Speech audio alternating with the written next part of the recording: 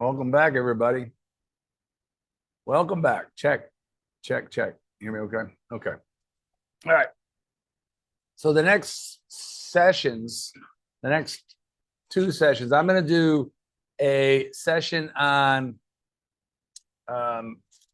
product ascension and some a little bit about pricing, because pricing is far more of an art than it is a science, by the way.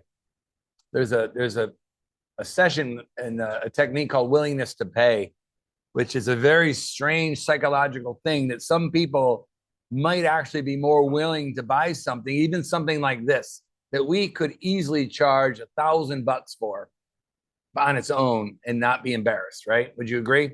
Like marketing frameworks that could make you money and build a business from scratch, like very, very easy. It's an atomic offer, so we price it way lower than that because it's part of a business ecosystem. But there is a method. If you look up willingness to pay, it might be easier to sell something like this or your real estate course that we just talked about for a bigger price than a smaller price. Like sometimes the secret to pricing isn't going down, it's actually going up. And it's so I'm going to talk about the concept of building a product ascension ladder. And then I'm going to talk about, and that's about building out your core asset and your ecosystem. So those products go up, so you want to capture everything you can from a customer, right? You want to capture lead generation. You want to get that customer to know your brand. You want to get that customer to convert, to be a customer, to pay you some amount of money. It could be $1. And then you want to get the lifetime value of that customer. Like the person that asked for the hat, by the way, isn't the first person. Like it's happened many, many, many times. So we're creating a Shopify store with our hats in it. That happened in the break based upon feedback, right? So congratulations, Patrick. If you come to Puerto Rico, I'll give you your own hat. So let's talk about a story that can easily help you understand the complex world of product ascension. Like, how do I take somebody over that bridge? You saw the picture. They bought a book, they might have bought a course, and then they ended up going on a coaching, and then they ended up hiring the person individually. So there's a very powerful story that I learned from Perry Belcher at one of his events. And the story was a really good story that I call Treasure Beyond Measure. Think about this. Think about the old days of exploring for treasure and how hard it probably was to actually find things. I mean, literally, there were buccaneers and sailors that were adventuring. They were trying to find new routes and new treasures, and they had to try over and over again because it was dangerous. Boats sank.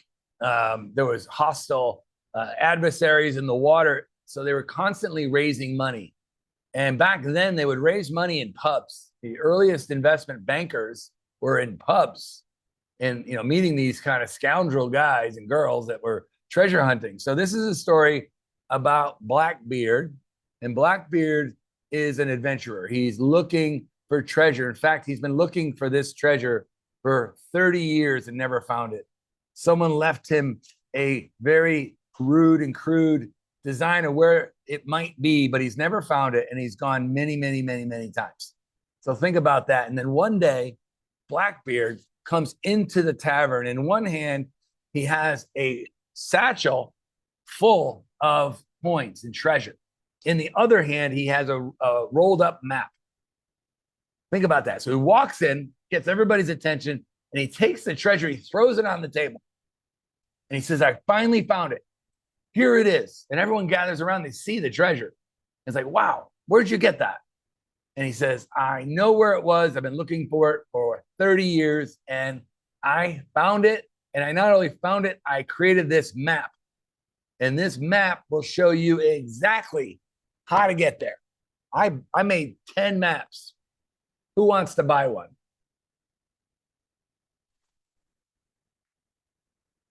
How many maps do you think he sold? Right? He probably sold it at a lower price. So he probably sold a lot of maps. And then he pulls out this other thing. It's a compass. He says, I also calibrated this compass so it's calibrated to get you exactly to the location. It's a little bit more than the map, but this tool will help you get there. A guarantee that you avoid obstacles that could cost you your life. I have 5 compasses. Who wants one? Right? So he's got the map and then he's got the compass. These are all products, by the way, if you're not catching on yet. Then he says, or my ship is being unloaded as we speak. There's more treasure than 10 ships could carry. Who wants me to take them there themselves? Costs you a little bit more, but you're pretty much guaranteed going to get home. That's the guide. So when you go through the product ascension model, the first step in that is the treasure and the proof that it exists. It's called social proof, right? A doctor has a white robe that gives him or her massive authority just by their education, right? This guy's a scoundrel, but he has the treasure to prove it. Then he has a map to get to the treasure that he sells at his low ticket entry point. Then he has a compass, and the compass is a tool.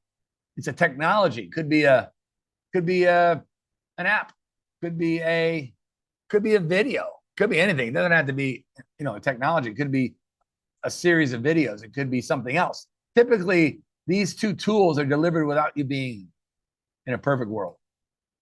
And the final thing is how much to go with me, the guide. So that's the product ascension model.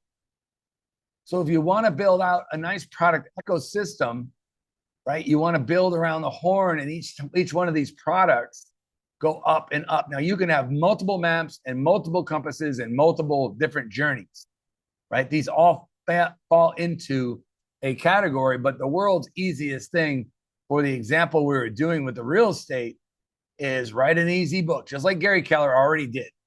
Write an easy book, create a app with some tools and some shortcuts and mechanisms to help realtors create content, create automation, create prospecting tools, and put your ideas and technology into the app, and then ultimately give them a way that you can take them under your wing and do it yourself. So if I were pricing this, the book would be $25. The app might be $25 a month, and then the coaching group, let's say it's a coaching group, could be $2,500 for 45 days. Like, you can build all 3 of those products pretty quickly if you needed to. So the same thing with the XYZ framework. When you're building these out, you want to make sure that you're building the desire, you're building the map and the plan and the system. You have tools to help you get there, and you got your expert guidance when needed. Those prices elevate around the horn. So that goes right in order. And this is a very simple way to understand. In your workbook, you'll see this diagram. Like, what's the social proof that exists? What's your map? What tools are you building? And how are you capturing lifetime value? Because you have a whole ecosystem of people that want to do it themselves. You have a lot of people that would love to be a fly on the wall, which is called DIY is yourself, DWY is done with you, and DFY is done for you. So those are 3 really simple, basic products you can build. And all you got to do is understand what you're building, right? And remember that Blackbeard is the expert driving the ship. So you're the Blackbeard, right? You need to build trust and empathy and certainty in your customers. And that's done through personal branding and social proof. When you write a book, you're an author. You become the authority, right? That's the first 5 letters in the word book or authority is author. So you've built the system. You have the credentials. You perhaps have client testimonials that build that expertise. And then you have the treasure, like you have the results that are clear. Like you have a definite win in your system, right? You can write a book about being successful, but if you're not successful or you haven't made people successful, you're not going to be believed. But then your map could be some entry ticket, low ticket lead magnet. I mean, there could be a million of them, not just books. Could be a quiz, could be a checklist, could be even a potentially a private Facebook group for some small fee could be a map in there. But typically it's a written thing, especially in this case, because he has a process, like he has a procedure. I'm sure it's not what the AI gave me, but I'm sure it's similar. And then you can iterate that to make it yours. And these mid-tier products, these apps, it's 25 a month, right? So that's got a nice lifetime recurring element to it, whether it's a video series, maybe it could be, a long form challenge. That's all, higher mid-ticket tools. And then your done for you high ticket product, it could be anywhere from 1,000 to 100,000, is depending on the outcome that you're promising, could be the guided journey. So this, just to think about it, when you're talking about pricing, I can tell you when I was told I was terminally ill in Boston, and there was no hope to get a transplant because I wasn't even healthy enough to get listed. I hired a consultant. I had the money, so I paid some person a lot of money to find me a transplant center anywhere in the world where I could go and survive, potentially. And then they said, "Oh, how much do you want to pay to get this done?" And I thought it was the stupidest question I've ever heard in my life. I said, "How much?" I mean, everything I have and everything I could borrow, everything. So like that's a tier one problem. Like if you're helping someone literally as a matter of life and death, price becomes kind of obsolete. So it's a matter of you ethically pricing that product. If it's about a product that exists in the world, when you're pricing it like a workout program or a personal trainer or a real estate coach, there's different modalities of doing this, and there's different pricing structures. We're leaning more towards subscription products now than high ticket stuff, just as an organization. That way you can, have a recurring income, and you can also build more momentum and value than the one-off stuff. The 30-day blitzes, those are good, but I like to see people in permanent programs. So you can literally put somebody in a permanent program at some reasonable level that easily justifies the transformation that you're promising them. So pricing is definitely a lot more art than it is science. And the only way to know what the price is to test various pricing. We've done this, for every single product we have, we look at different ways of pricing it. And in fact, you may see our products priced differently because we're packaging them differently so that we can optimize the conversions and help as many people as we can based upon our community. So that's the concept of the treasure beyond measure. So if I was going back to the AI, and I'm not going to build the whole thing out, I could literally go into the AI thread here that I've built and trained right here. Let me just reset this here. This is a big chat thread, but it knows all I'm doing. Like, I want to create a series of 3 products for this blueprint leading to a executive level one-on-one coaching program for 10 grand.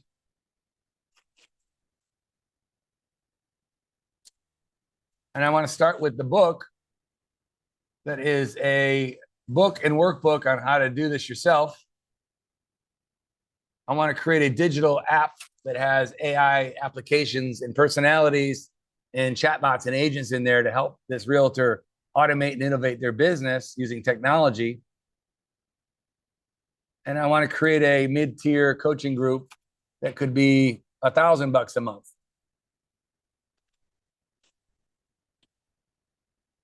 Create me a brief for these products with placeholder names.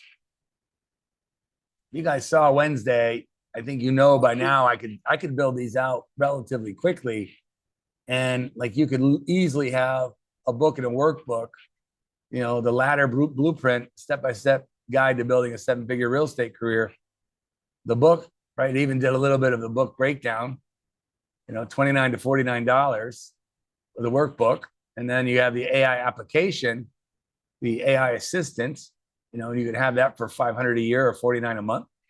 So it's kind of using its knowledge to give you kind of an idea where to start. and then mid-tier group coaching program. Now, all of these products need names. So you can use AI to create the mechanisms within the mechanism, right? So the book and the workbook are going to be their own unique mechanism. The mid-tier AI-powered digital app is going to be its own mechanism. And your coaching program is going to be its own mechanism. So these are like things that you can really do relatively quickly. In our training application in both Deal and Atomic, the course I did 2 days ago is a to Z on how to build a product with a workbook. So you could literally follow it by painting by numbers and build out all of these products relatively quickly as they need to be built in writing, in words. You're taking something from an idea, putting it on writing, and then you're going to turn it into images and videos. Because all of these products are information products, which I think is the very best business in the world, selling information, because information doesn't require much inventory. All you really need is technology. You don't need much labor. You don't need much money. You just need code.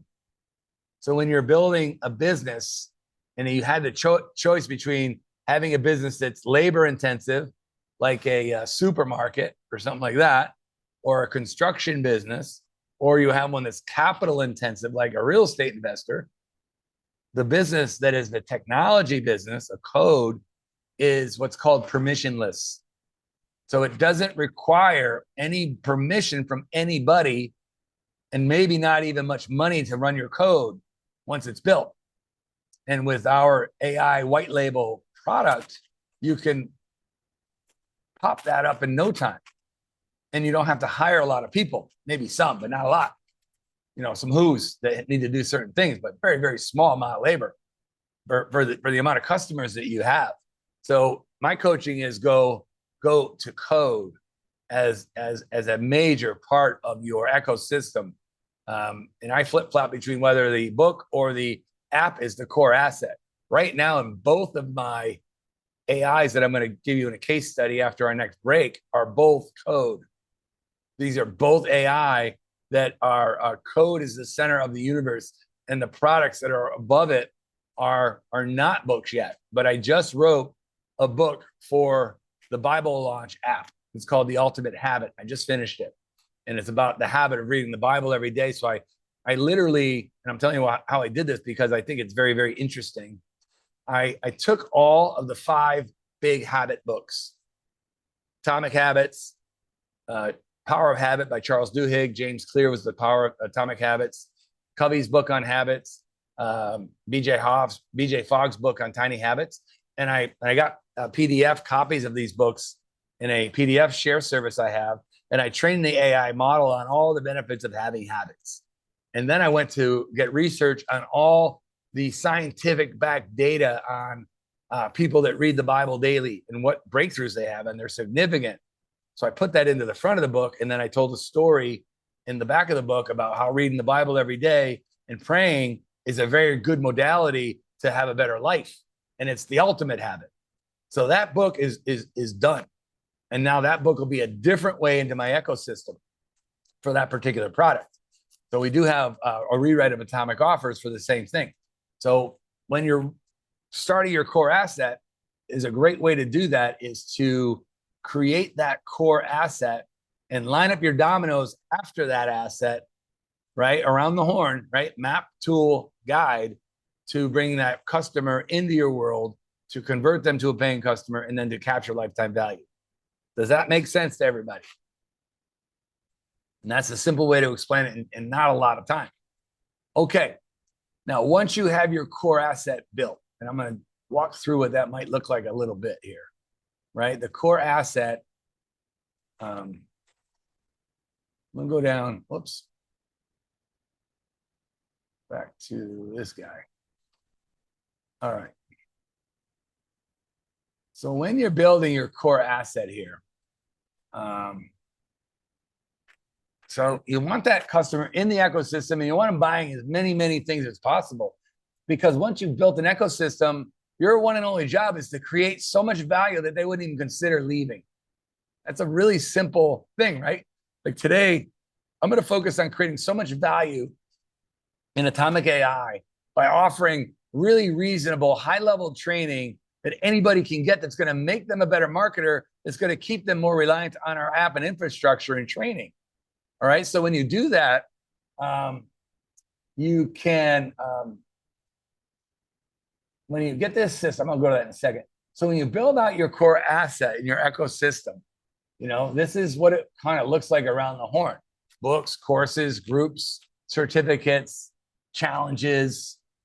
This is Train the Trainer. You can create your own training team, live events, one-on-one coaching. Like, these are just basic assets. As you start to build in your core asset, let's pretend is an AI tool. Like, the first thing that was easy for me to write for this client, we could have wrote it relatively quickly. And based upon what I told you earlier, we could also be a #1 bestseller in a week. Like, that'd be a good book to write, because you're going to get customers that are going to buy your book and then buy your app. Then you're going to get customers that buy your app and they're going to want to get your book, right? And then you're going to want to build the book. You can turn a book into multiple forms of content, easily have chapter-based training or author-based elevated training. You can have a live members program, could be a monthly membership for a live mentoring program. You can certify your system into the real estate blueprint certification, create challenges, create more trainers to train on your system, which is usually a byproduct of success. Like, you become successful, now you got to train other people to deliver your stuff. And then at live events, like we're doing at the end of February, we're doing a live event because we like to do live events too. It's a new product from our company. It's a different way to share, and we do have one-on-one stuff as well. So when you're connecting these dots, this is what's important. This is going into what an atomic offer is, right? You need to have offers that are all kinds of offers that create lists. So you need an offer for a list building, like a free book. You need an offer that's going to convince a consumer to purchase your first product, right? Like, you know, our app, we price so low at $8 and it's $45 a year. Like, that's a good offer. I think over half the people take the full year. And then we have client ascension offers to offer other products, like we did at the beginning of the seminar, right? I'm offering you more learning, you know, highly valuable learning that you can get involved in. And then you have, you know, building a high ticket offer. And then you can build a recurring income offer, like a subscription, or you can build what's called you can build an engagement offer, which is an offer that invites them into a community, maybe even a private community.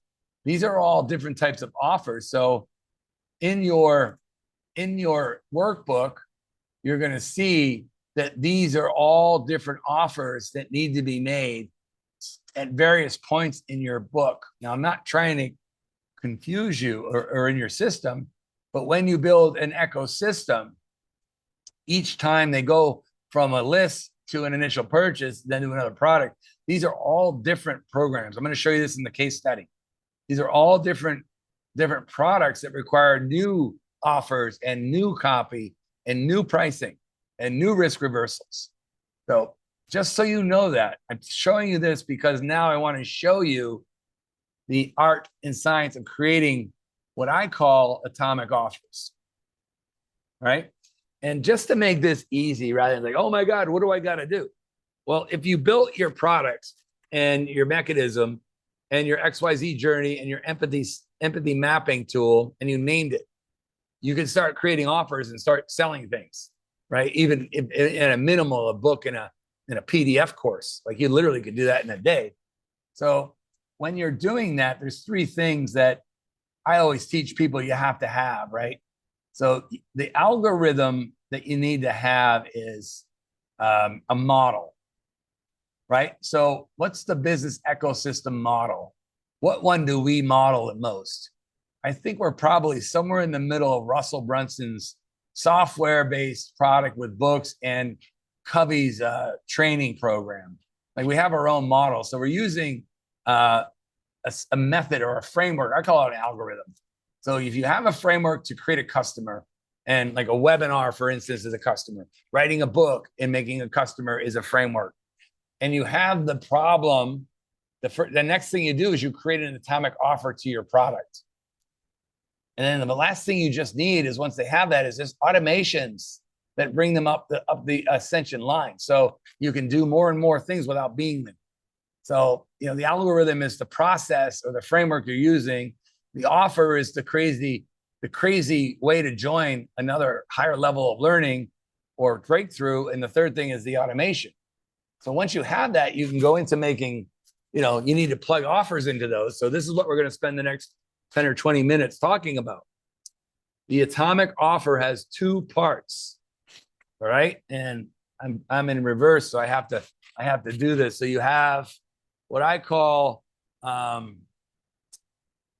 promise, and then you have what's called the resistance, right? It's a scale. Usually, like if you have high promise, you're usually going to get high resistance. So an atomic offer goes like that. It promises is the highest possible promise that you can ethically make while reducing the resistance as low as possible.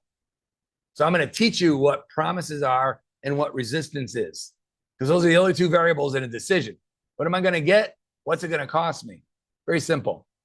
So when I talk promise, I'm talking make money, save time. The biggest three things in an offer you'll ever see in the world is how do I make more money? How do I save money? How do I save time? Those are all survival, pro-survival deliverables, right? Make $100 an hour in a week, or $100,000, a month or a year. Like these are all big offers, whatever the right offer would be. Do more in less time. Other offers could promise elevation of status, right? That's an offer of elevation of status or a shortcut or a heuristic to save time. That's one of the promises. Another promise is to make a pain go away. Tony Robbins said this, but long before he said it, others have, which is true for most of the stuff that guy teaches. He didn't really invent anything either. Everything existed in the environment. Like people will do anything to avoid pain and gain pleasure, but they'll do way more to avoid pain than gain a pleasure. So if you have a pain that's present and significant and consistent along a big market like weight is in our country, if you have a fast and easy way, an affordable way to get out of weight loss pain, you can have a really strong product. Especially if you can do it, especially if you can add other modalities like time in there. Another one would be solving a problem. Like solving a problem. Like how do I do this? I can't seem to ever do this, right? And you'll get this in digital marketing. Like people can come create products with AI, but they don't know how to launch them, right? They really need a who. So we can launch you in a week. We can write a book in a day, make you a bestseller in a week. Like I don't know how to write a book, so we give you a framework. I don't know how to publish it, so we help you publish it. I don't know how to become bestseller, so we do all that in a product, right? How to do that from scratch, right? That's a strong offer. And and all offers have what's called a tangible outcome, like a tangible 10 pounds in 10 days. Remember, I put tangible outcome to that real estate, make $1 million in under 4 years. And then it also has what's called intrinsic transformation. So the story that I usually tell here is if I had it, I would show you, but I'd be holding up a drill right now. And I was like, why do you buy the drill? Do you buy the drill to get this little thing that looks like a gun and makes noise? You don't buy the drill to get the drill. You buy the drill to get the what? In the chat. Why do you buy the drill?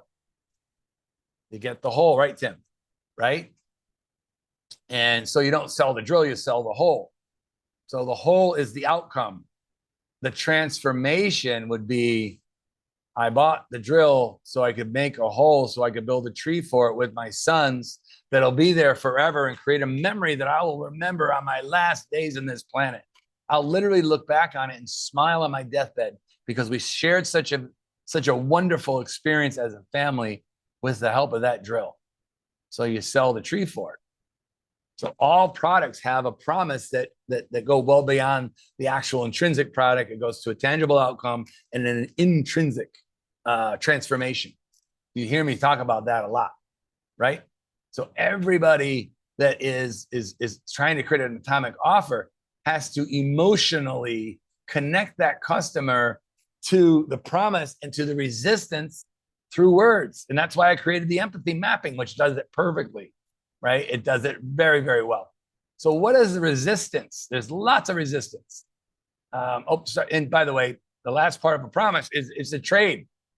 I get this, you give me that, right? That's it. If you give me this, I'll give you that.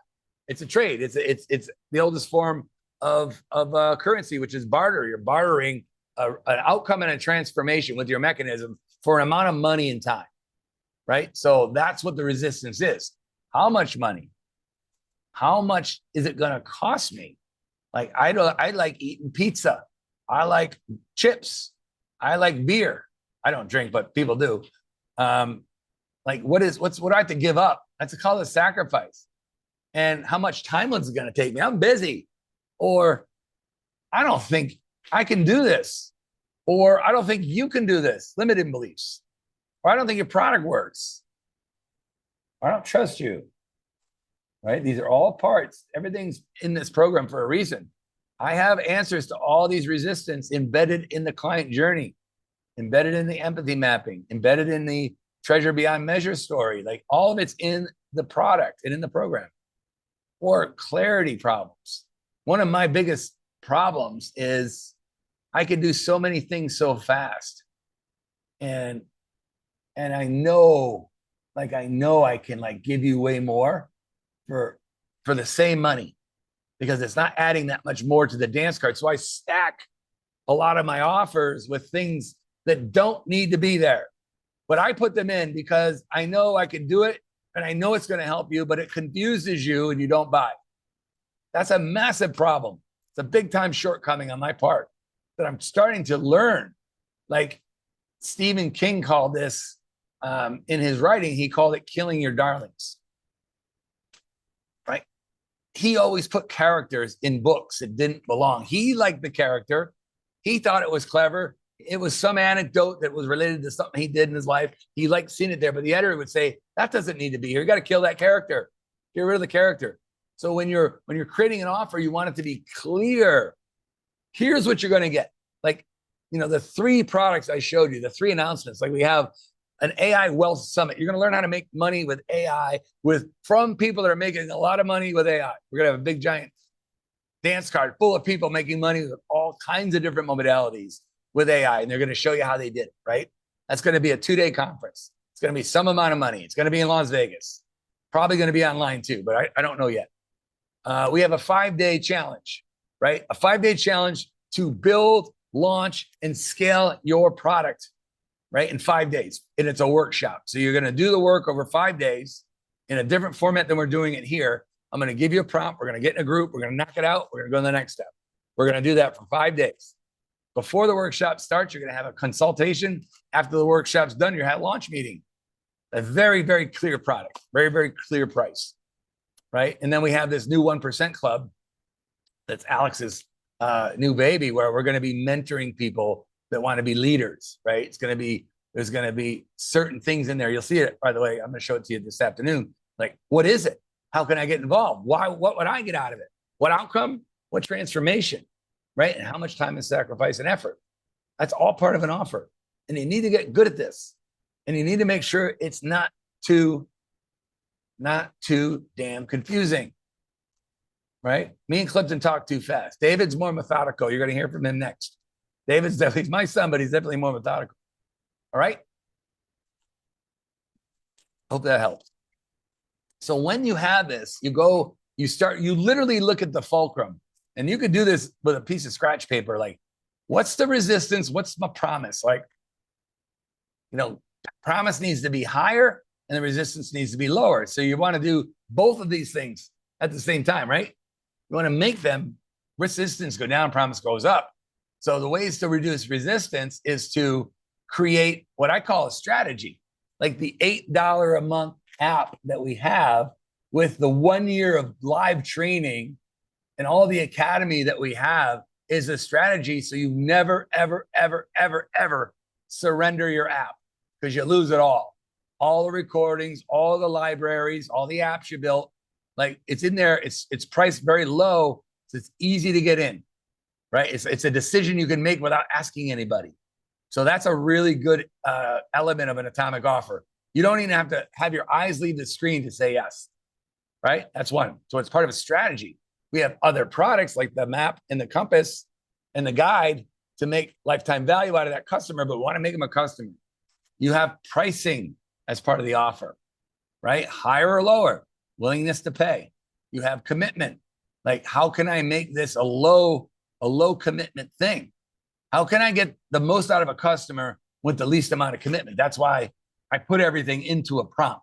If I had my choice, I wouldn't teach you, I wouldn't give you any prompts. I would teach you how to prompt. Teach a man to prompt, feed him for a lifetime. Give a man a prompt, feed him for a day, right? I want to teach you, but it's a way to make resistance lower. People are lazy. And making the time lower. You don't want to become a millionaire in 25 years reading one book a day. Like, that's too much commitment and time.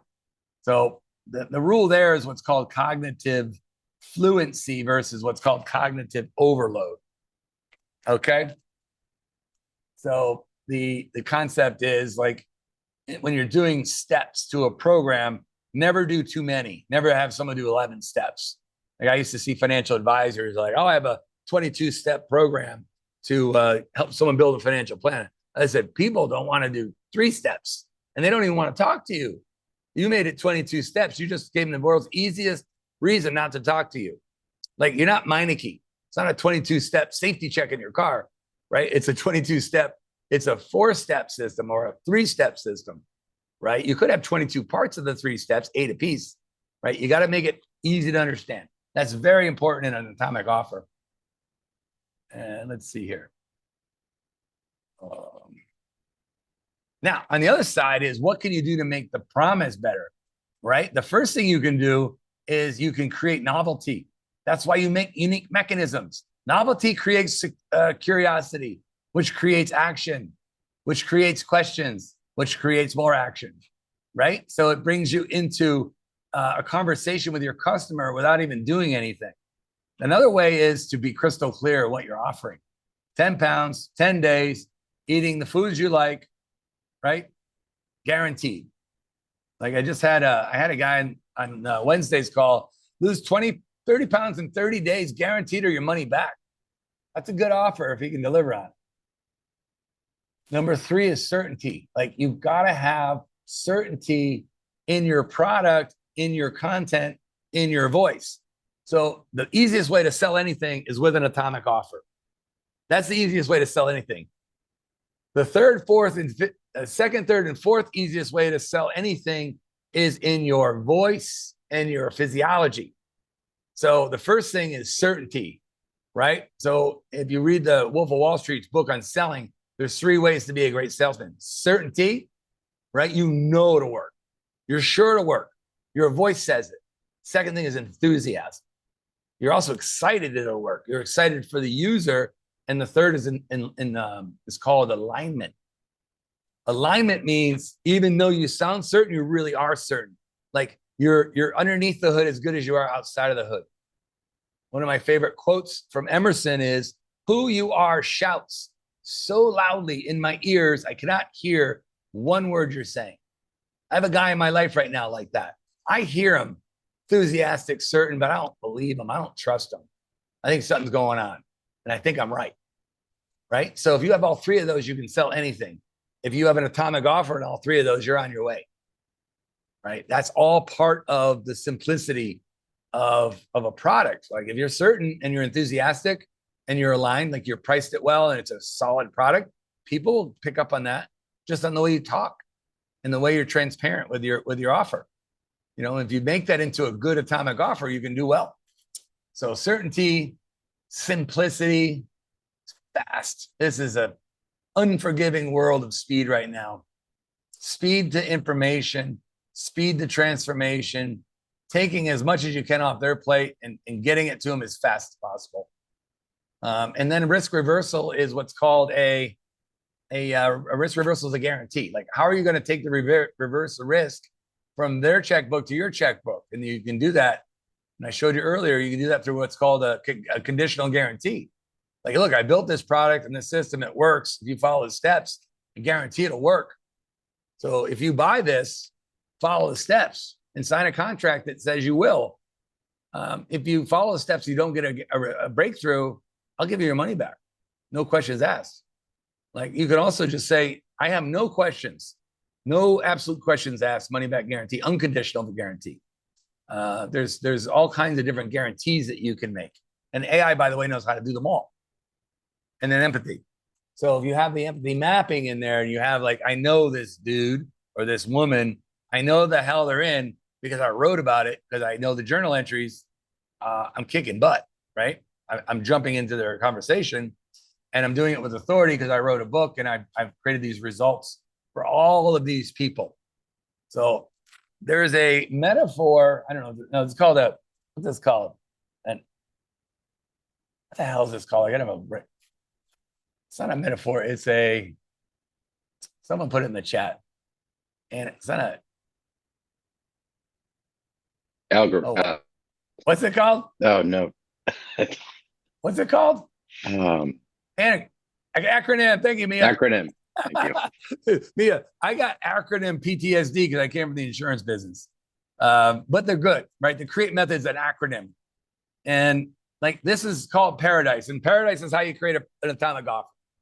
So the first step in Paradise is pain to paradise. That's the XYZ bridge, right? We already know how to do that. The second thing you would need to do, and I'm not going to do it because it just doesn't take that much time. I can say to the AI, list all the potential objections my buyer would have and give me the rebuttal, right? And then I could say to the AI, risk reversal. R is risk reversal. How can I take the risk off their plate? That's a guarantee. Affordable, valuable transformation. This is making sure that you're selling the tree fort, right? And you have a good price, like you're selling it all as a package, a big old promise with very little resistance. Distinct and unique is making sure it's unique mechanism. Immediate and significant is fast and meaningful escape from something big. Scarcity and urgency is limiting the offer that you put out there. Like we're making offers all the time and they're not limited. Example, we sold New Year's Day. If you got on our Wednesday call on New Year's Day, I think it was, I made an offer for the class that we're having next week for 25% of the cost. And I don't know how many people took it. We didn't sell as many as I thought we would, but I don't think they believed me that I said, this is a more expensive product. Next week, it's going to be more. And we did it. So we had genuine scarcity, genuine urgency, and E is bonuses. Like bonuses are incredible. So, and I'm going to talk about them in a second. So each of these areas, I already gave you all the instructions, but these are all prompts. Like I could literally just say, give me the objections for this, right? Give me the irresistible pricing strategies. These are all prompts. Give me the unique features. Give me the immediate benefits as I can communicate them to a customer. Give me the scarcity and urgency elements. Give me potential bonuses I can give this customer. Like I literally could go through this, and in a very short period of time, I could create a stack of promises that are so high and reduce risk so much and resistance that I have what's called an atomic offer. And that atomic offer is something that you could use over and over and over again. Does that make sense? So that's an atomic offer, everybody. And I'm just going to tell you a little bit about bonuses. If you're old enough, like me. So when I was I was a teenager, and Sports Illustrated was selling Sports Illustrated. So what was one bonus that Sports Illustrated gives you if you buy the magazine? Put it in the chat. You buy Sports Illustrated, you get the Sports Illustrated. Someone must know. Swimsuit calendar, correct. Or a swimsuit edition. Sports Illustrated had that, but they were stagnant. So somebody was walking through Times Square and they saw a frog in the window at one of those junky stores, and it was a telephone. So the frog's arm was a phone, and it was a frog. So one of the developers and marketers of Sports Illustrated said, wow, maybe we can make a football into a phone and give it away as a bonus. It was not very much money. It's a plastic mold and a cheap phone in there. So they made the football phone from Sports Illustrated. It was a free bonus. And the bonus was perceived to be more valuable than the actual magazine. So I put bonuses in products that are more valuable. There could be digital, but they're more valuable than the actual magazine. So you end up giving someone will buy the magazine subscription to get the phone. That's how you got to think about bonuses. All right, I'm going to hand the ball over to my son David, who's going to talk to you about creating compelling video sales letters from scratch and from the data that we already have and answering some questions. We have a framework that we want to share with you that is a multi-million dollar video sales letter framework that you can turn a product into a questionnaire, turn the questionnaire into a script, turn the script into a video. All right, I'm going to hand it over to David.